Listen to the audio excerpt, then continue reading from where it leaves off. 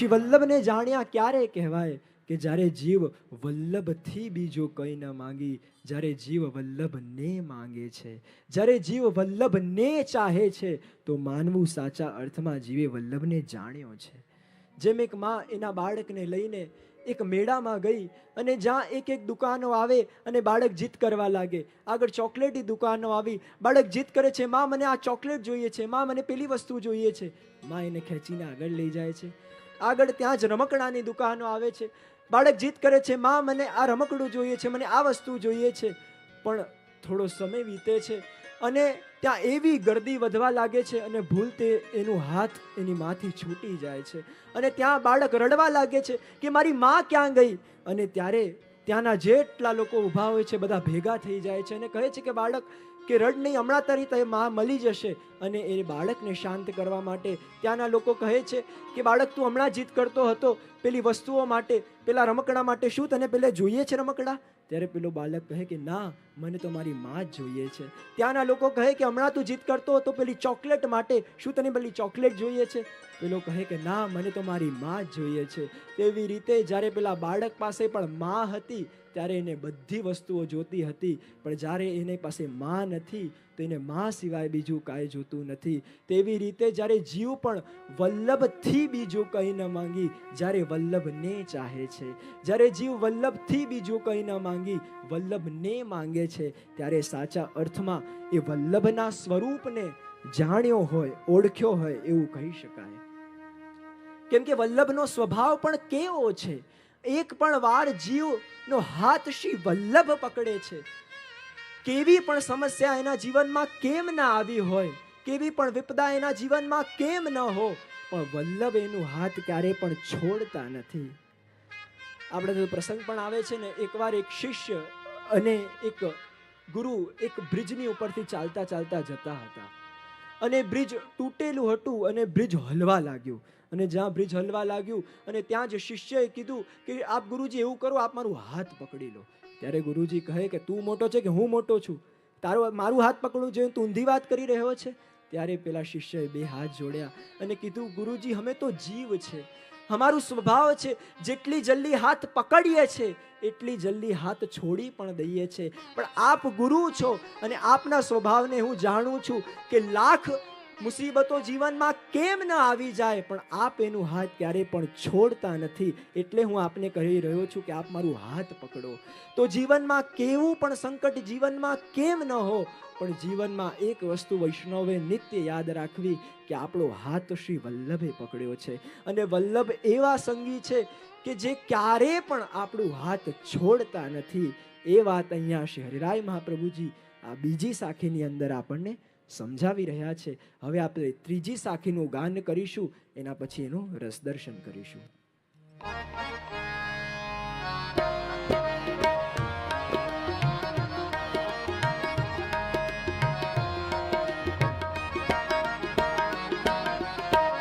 વલ્લભ વલ્લભ રટત હો વલ્લભજી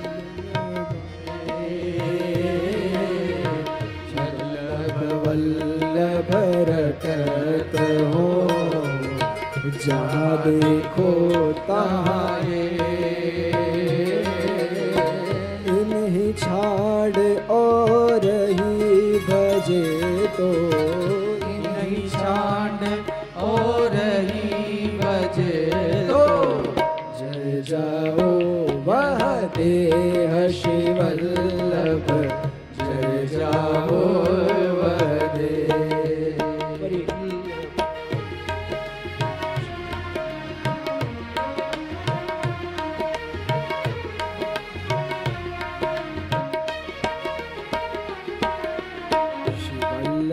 वल्लभ रटत हो जहाँ देखो तहाँ वल्लभ रटत हो जहाँ देखो तहाँ इन्हीं छाड़ और ही बजे तो इन्हीं छाड़ और ही बजे तो जर जाओ वह देह श्री वल्लभ जर जाओ वह देह श्री वल्लभ जर जाओ वह देह श्री वल्लभ जर जाओ वह देह। આ ત્રીજી સાખીની અંદર શ્રી હરિરાય મહાપ્રભુજી એ શ્રી વલ્લભના નામનું મહિમા બતાવતા, એ શ્રી વલ્લભના નામનું સ્વરૂપ બતાવતા કહી રહ્યા છે કે શ્રી વલ્લભ વલ્લભ રટત હો જહાં દેખો તહાં. અહીંયા શ્રી હરિરાય મહાપ્રભુજી કહી રહ્યા છે કે જ્યારે હું એ શ્રી વલ્લભનું નામ લઉં છું તો માનો એવી કૃપા થાય છે કે જ્યાં હું જોઉં છું તો એવું લાગે છે કે આ વલ્લભનું નામ જ આ વલ્લભના સ્વરૂપને પ્રગટ કરી રહ્યું હોય એવા દર્શન મને થાય છે. કેમ કે જ્યારે જીવ પણ એ શ્રી વલ્લભ માટેનું તાપ એના હૃદયમાં જગાવે છે અને જ્યારે એ જીવ પણ એના હૃદયમાં શ્રી વલ્લભ માટેનું તાપ જગાવે છે અને ત્યારે વલ્લભ પણ આતુર થઈ જાય છે એ જીવને મળવા માટે. અને જ્યારે જીવની એવી દશા થઈ જાય કે હવે એ વલ્લભ વિના જીવી જ ન શકે ત્યારે વલ્લભ આવીને એના સામે થાળા થઈ જાય છે. કેમ કે આજે પણ એ શ્રી વલ્લભના નામનું મહિમા એવું જ છે. કેમ કે આજે પણ જે જીવ દૃઢ ભાવથી, દૃઢ વિશ્વાસથી, દૃઢ ભાવથી આજે પણ એ વલ્લભનું નામ લે છે તો આજે પણ તમારા સઘળા મનોરથોને પૂર્ણ કરવા માટે વલ્લભ પધારે પધારે અને પધારે જ છે. એટલે અહીંયા આગળ શ્રી હરિરાય મહાપ્રભુજી કહી રહ્યા છે કે ઇનહી છાડ ઓર હી ભજે તો જર જાઓ વહ દે. એટલે અહીંયા શ્રી હરિરાય મહાપ્રભુજી કહી રહ્યા છે કે એવા પ્રભુને યદિ હું કોઈ બીજી જગ્યાએ જઉં તો એના કરતા તો મારું દેહ અગ્નિમાં બળી જાય. કેમ કે યદિ આ નેત્રોથી યદિ કોઈના દર્શન થાય તો એ તો માત્ર મારા શ્રી વલ્લભ ના થાય. યદિ આ મુખથી યદિ કોઈના ગુણગાન થાય તો એ તો માત્ર મારા શ્રી વલ્લભ ના થાય. આ દેહથી યદિ કોઈની ટહેલ થાય તો એ તો માત્ર મારા શ્રી વલ્લભની થાય. કેમ કે આ વાત પણ છે ને આશ્રયની છે. કેમ કે આપણે પણ આશ્રયની વાતો તો બહુ મોટી મોટી કરીએ છીએ, પણ આશ્રય કહેવાય કોને? કેમ કે ત્રણ વસ્તુ જીવનમાં સમજવી બહુ જરૂરી છે.